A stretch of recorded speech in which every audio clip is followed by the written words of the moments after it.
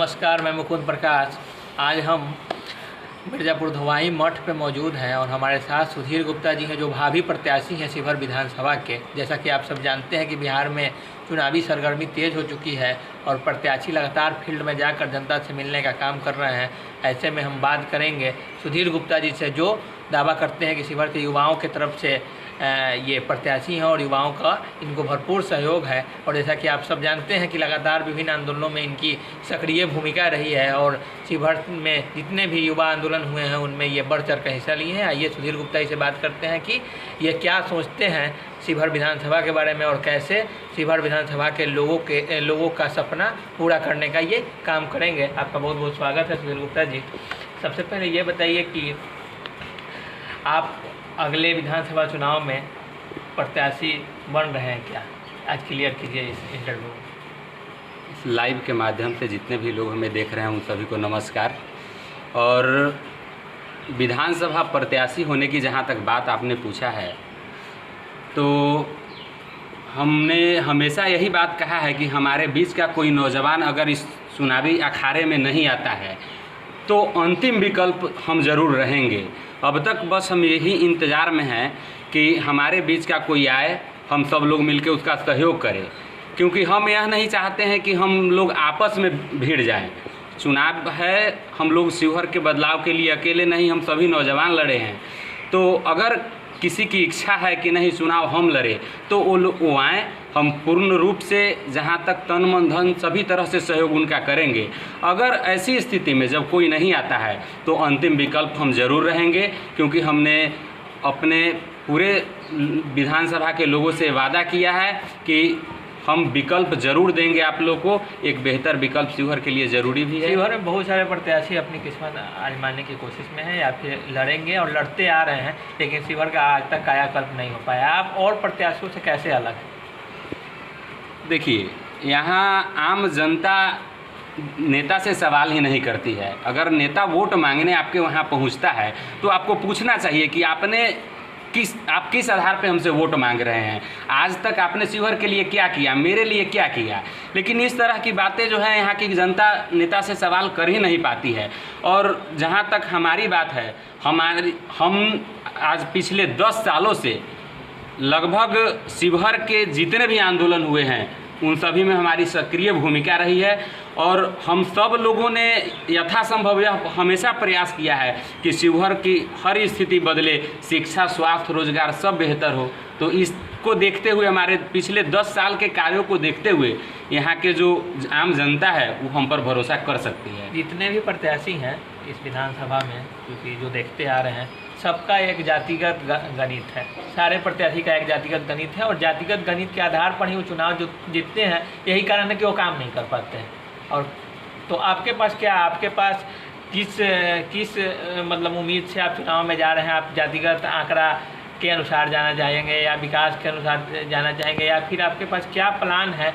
और जनता से क्या अपील कीजिएगा कि जनता क्या जाति और पार्टी आधारित जो भी राजनीतिक लोग हैं उनको वोट दें, या फिर निर्दलीय प्रत्याशी जिसमें आप भी शामिल हैं उसमें आपको वोट दें? और आप उनसे अलग कैसे साबित होइएगा राजनीतिक दल से जुड़े हुए लोगों की अपेक्षा? सबसे पहले आपने सवाल किया है कि जातिगत समीकरण की बात, तो हम जातिगत समीकरण की बात नहीं करते हैं। हम जितने भी लोग थे, आज से जब भी हम लोगों ने शिवहर के लिए आंदोलन किया, चाहे डिग्री कॉलेज के लिए हो, चाहे रेल के लिए हो, चाहे बस के लिए हो, उसमें कोई एक जाति का उम्मीदवार नहीं था, सिर्फ नौजवान था, चाहे वो किसी भी जाति का हो। तो हमें सिर्फ युवाओं की राजनीति करनी है।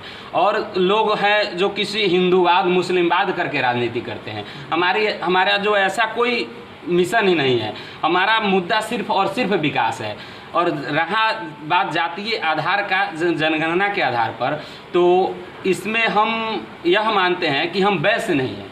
हमारा मानना है कि हम 5 से 20 हज़ार कमाने वाले लोग जो हैं उसकी संख्या बहुत ज़्यादा है, जिसमें हम भी आते हैं। तो फिर हमारा संख्या उस गरीब में है, जितना संख्या उन गरीब लोगों का है वही हमारी जो है, मतलब उसी जातीय जो आधार का है उसको छोड़ करके बस हम उन लोगों के साथ हैं जो, उसको मान लीजिए कि एक निम्न वर्ग होता है, एक मध्यम वर्ग उच्च वर्ग, तो हम निम्न वर्ग की राजनीति कर रहे हैं। उनके हक के लिए लड़ेंगे, उनके अधिकार के लिए लड़ेंगे, न कि किसी एक जाति के लिए। एक बड़ा महत्वपूर्ण सवाल है शिवहर में विशेषकर कि शिवहर में एक अघोषित समझौता चल रहा है। जैसे कि आम जनता के बीच में एक परसेप्शन है, लोग बात करते हैं कि अघोषित समझौता है कार्यपालिका विधायिका में विशेषकर, और एक साठगांठ इसको कह सकते हैं, क्योंकि एक साठगांठ ऐसा है कि इनके भ्रष्टाचार पर इधर वाले लोग चुप हैं, राजनीतिक लोग चुप हैं, राजनीतिक भ्रष्टाचार पर प्रशासनिक लोग चुप हैं।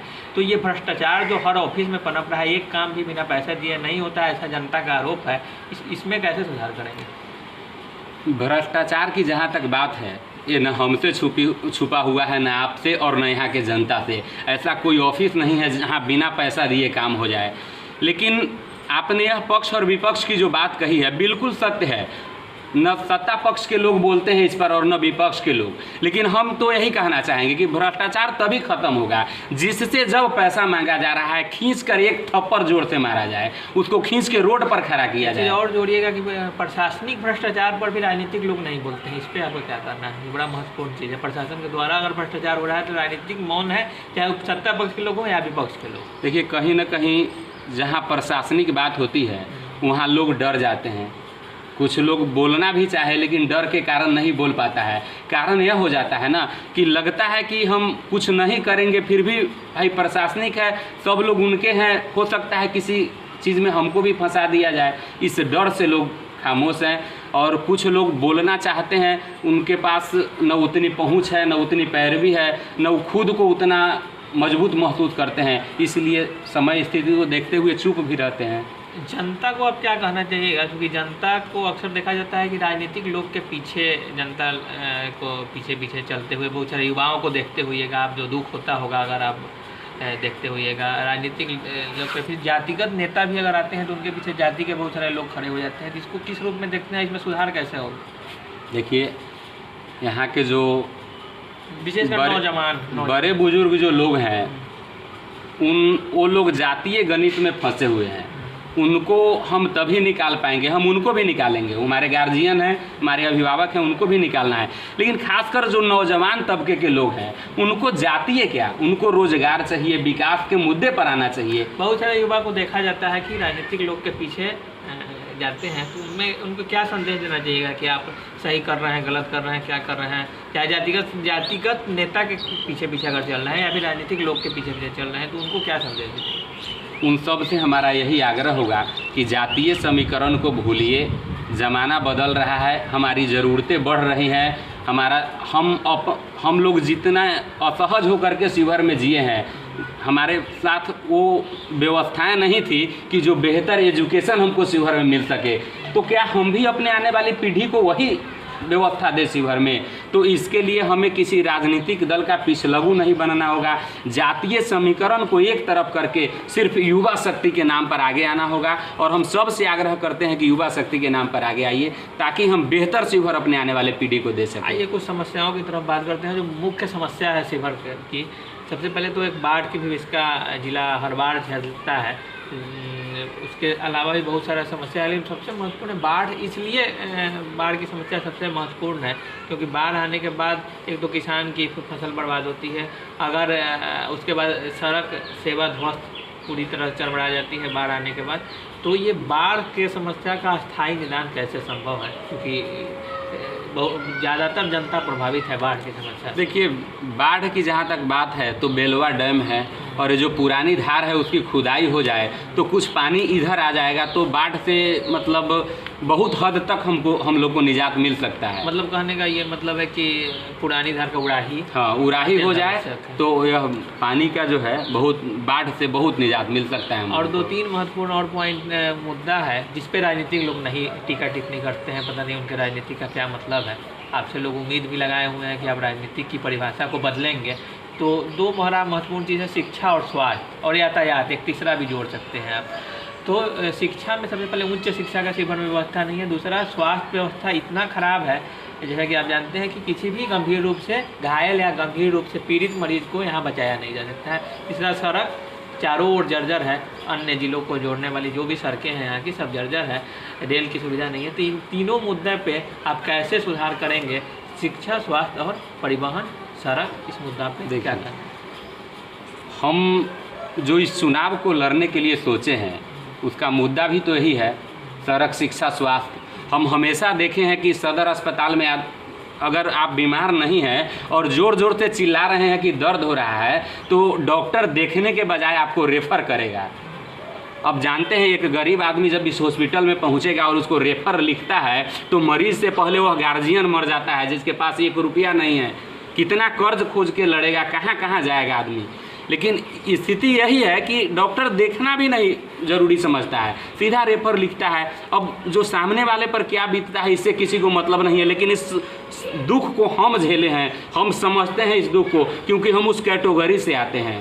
शिक्षा की जहाँ तक बात है, लोग उम्मीद कैसे बड़े लोगों से लगाते हैं, बड़े लोगों को वोट देने का, बड़े लोगों से शिक्षा में सुधार का कोई मतलब ही नहीं रह जाता है। जिनके बाल बच्चे दिल्ली और पटना जैसे बड़े शहरों में पढ़ते हैं, उनको शिवहर के शिक्षा से क्या मतलब है।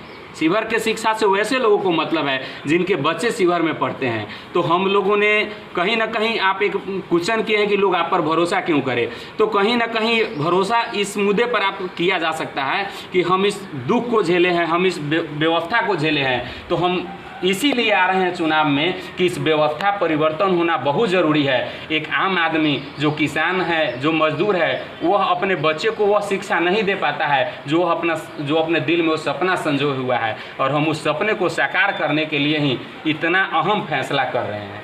कई दिग्गज चुनावी मैदान में हैं, अलग अलग क्षेत्रों के, शिवहर के अलग क्षेत्रों से कई दिग्गज अभी तक सामने आ रहा है, जैसा कि उन लोगों का नाम वर्तमान विधायक सरफुद्दीन साहब हैं और भी प्रत्याशी हैं। इन सब के बीच में आप खुद को कहाँ पाते हैं इस जो संघर्ष, आगामी संघर्ष जो होना है उसमें, ये पूरे संघर्ष में अभी वर्तमान स्थिति में कहाँ पाते हैं, और आपका मुख्य प्रतिद्वंदी किसको मानते हैं जितने भी आप इस स्थिति में हैं? देखिए, मतलब आप और बहुत सारे प्रत्याशी हैं या हमारे वर्तमान विधायक जी भी हैं, तो हमको मतलब उन लोगों से कोई मतलब आप जो समझ रहे हैं, आप जो पूछे कि आप अपने प्रतिद्वंदी मुख्य किसको मानते हैं, तो हमारी लड़ाई वैसे किसी भी प्रतिनिधि से नहीं है। हमारी लड़ाई शिक्षा से है, स्वास्थ्य से है, सड़क से है, रोजगार से है। हमारी लड़ाई इन चीज़ों को लेकर के है। हम किसी से कोई मतलब नहीं, हम इसको सुधार करने के लिए लड़ रहे हैं और हम उम्मीद करते हैं कि यहाँ की जनता हमको समझेगी भी। राजनीति, युवाओं को राजनीति में क्यों आना चाहिए? बड़ा महत्वपूर्ण सवाल है जो अक्सर युवा समझ नहीं पाते हैं या फिर इस चीज़ में डिसीजन नहीं ले पाते हैं। युवाओं क्यों आना चाहिए राजनीति? बड़ा पेचीदा सवाल आप कर दिए कि युवाओं को राजनीति में क्यों आना चाहिए। खैर, सवाल है तो है। देखिए, पहले से जो लोग राजनीति में इन्वॉल्व हैं उन लोगों ने कमीशन के खेल को बड़ा बेहतर तरीक़ा से समझ रखा है, उससे वो निकलना भी नहीं चाह रहे हैं। और एक और बात कह लीजिए कि जो बड़े बुजुर्ग लोग हैं, मैं उनको गलत नहीं कह रहा हूँ, मैं उनको ये कह रहा हूँ कि उनमें वो जुनून की कमी आ गई है, वो जोश की कमी आ गई है जो कुछ बेहतर करना चाहता है। एक नौजवान आदमी को देखिए तो पूरा हीरो जैसा फीलिंग लेके चलता है। उसको लगता है कि इस दुनिया का परिवर्तन, जो भारत में जो भी परिवर्तन, बेहतर परिवर्तन होगा वो हम करेंगे। तो हम यही सोचते हैं कि युवा जब राजनीति में आएगा तो भ्रष्टाचार 100% खत्म हो जाएगा, क्योंकि वो चाहता है, वो पैसा के लिए नहीं, वह नाम के लिए काम करता है। आज तक आप जब युवा की बात की हैं तो आज पिछले 10 सालों से हम लोगों ने जो आंदोलन किया था, क्या उसमें किसी को भी 1 रुपये का फ़ायदा है? लेकिन सबने किया, इसलिए किया क्योंकि शिवहर हमारा है, शिवहर में व्यवस्था परिवर्तन होना चाहिए, शिवहर में शिक्षा की व्यवस्था होनी चाहिए, स्वास्थ्य की व्यवस्था होनी चाहिए, इसके लिए लड़ा लोग। तो कहीं ना कहीं हम यह कहना चाहेंगे कि राजनीतिक में युवाओं को एकदम बिल्कुल आना चाहिए। अगर वो चाहता है कि शिवहर में व्यवस्था परिवर्तन हो, शिवहर बेहतर हो, तो निश्चित। ये जो है, अब आखिरी सवाल आपसे ये है कि क्योंकि आप आगामी विधानसभा के प्रत्याशी होंगे, ये तय हो चुका है, तो आपका चुनावी कैंपेन कब से शुरू हो रहा है? देखिए, कैंपेन शुरू क्या होगा, हम लोगों के साथ अब भी मिल रहे हैं और पिछले 10 सालों से भी लोगों के बीच में ही रहे हैं। ऐसा नहीं है कि हम मुंबई जैसे जगहों में या किसी बड़े शहरों में रह रहे हैं और डायरेक्ट आकर के चुनाव लड़ रहे हैं। हमारे साथ ऐसा कोई बात नहीं है। हम 10 साल से ज़मीन से ही जुड़े हैं और लोगों के बीच में ही रहे हैं। तो हमारा कैंपेन तो 10 साल से चल रहा है। परिवर्तन के लिए और यहाँ के जो गरीब तबके के लोग हैं जिनका मौलिक अधिकार जो मिलना चाहिए, जो सरकारी सुविधाएं उन तक न पहुँच के कहीं और खजाने में शिफ्ट हो जाता है, उन सब के लिए तो हम वर्षों से लड़ रहे हैं। तो हमारे लिए कैंपेन उस दिन 10 साल से शुरू है। और रहा बात कि विधानसभा चुनाव को देखते हुए कैंपेन करना, तो अब चुनावी कैंपेन जो होगा वो कल परसों से हम शुरू करेंगे। लोगों के बीच में जाएंगे, लोगों को अपने बातों से उनको सहमत करवाएंगे कि हमारा क्या विज़न है, हम क्या करना चाहते हैं, आज तक आपने क्या झेला, उसमें क्या व्यवस्था परिवर्तन होना चाहिए था। लोग आदी हो गए हैं ना, लोग आदी हो गए हैं समस्याओं को झेलते झेलते। लोग किसी दफ्तर में जाते हैं तो ये सोचते नहीं है कि बिना पैसा के भी मेरा काम हो सकता है, वो सोचते हैं कि 500 दे करके ही काम करवा ले। तो उस तरह से सब लोगों को अब बताना पड़ेगा कि यह जो हम 500 रुपया दे करके काम करवाते हैं एक देना ज़रूरी नहीं है। सरकार हमारे लिए रखी है, हमारा नौकर है जो किसी ऑफिस में बैठा हुआ है, न कि मालिक। इसी से अवगत कराना है लोगों को और फिर शुरू होगा अपना कैंपेन इसी के साथ माध्यम से। तो ये थे हमारे साथ सुधीर गुप्ता जी, जो भावी प्रत्याशी हैं शिवहर विधानसभा के। आपको बहुत बहुत शुभकामनाएं। उम्मीद है कि आप चुनाव जीतकर युवाओं के और शिवहर की जनता की उम्मीद पे खड़े उतरे। जैसा कि आप अभी सुधीर गुप्ता जी से बात किए हैं, इनका कहना है कि ये युवाओं की तरफ से प्रत्याशी हैं और जब ये जीतेंगे तो शिवहर का कायाकल्प करेंगे और साथ साथ शिवहर की जो मूलभूत समस्याएं हैं इनका समाधान करेंगे। कैमरामैन मौसम कुमार के साथ मैं मुकुंद प्रकाश मिश्रा, मिर्जापुर धवाही, शिवहर।